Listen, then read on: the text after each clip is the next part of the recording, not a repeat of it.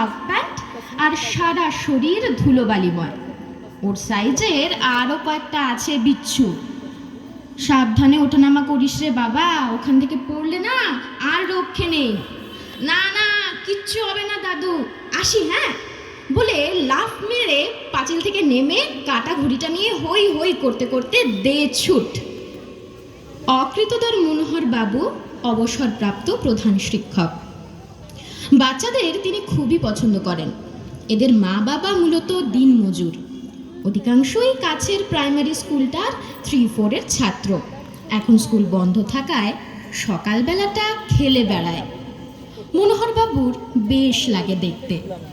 আসলে আশেপাশের উচ্চবিত্ত ঘরের ছেলেমেয়েরা পড়াশুনোতে এতই ব্যস্ত যে এসব দৌড় ঝাঁপ খেলাধুলো প্রায় জানিই না। এই বাচ্চাগুলোর জন্য তাও পাড়াটাতে সতেজতা বজায় থাকে। ওই আবার একটা কাটলো মনে হয়, আপন মনে বলে ওঠেন মনোহরবাবু। ঘুড়ি ওড়ানোটা ওনার ছেলেবেলার প্রিয় শখ। ওড়াতেনও খাসা।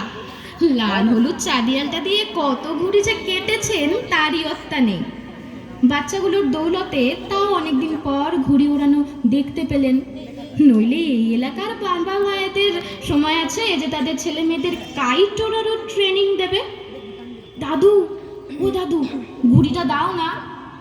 বাচ্চাগুলোর ডাকে সংবিত ফিরে পেয়ে মনোহরবাবু দেখেন কাটা ঘুড়িটা এসে তার ফুল বাগানে পড়েছে। ও দাঁড়া, দিচ্ছি। আচ্ছা শোন তো, তোদের টিমে আর একজনকে নেওয়া যাবে? ঘুড়িটা দিতে গিয়ে হঠাৎ থেমে কথাগুলো বললেন তিনি। ও মা, যাবে না কেন?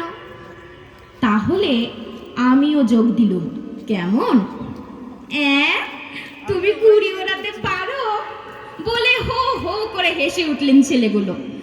তোদের মতো অত ভালো পারি না, তবে শিখে নিতে কি ক্ষতি বল। এরপর সর্বক্ষণের সঙ্গী সুবলের ভরসায় বাড়ি ছেড়ে দিয়ে মেতে উঠলেন ঘুড়ি ওড়ানোয়। বয়সটা যেন এক ধাক্কায় কমে বাচ্চাগুলোর সমান হয়ে গেল। আসলে কি বলতো, বুড়ো বয়সে অনেক দুশ্চিন্তা মাথার মধ্যে কিলবিল করে।